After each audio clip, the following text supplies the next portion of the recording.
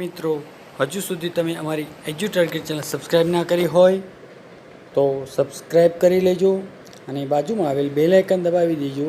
ત્યારબાદ all notification પર click કરી દેજો એટલે અમે જે કંઈ પણ વિડીયો મૂકીએ એ સૌથી પહેલાં તમને એનું નોટિફિકેશન મળી જાય.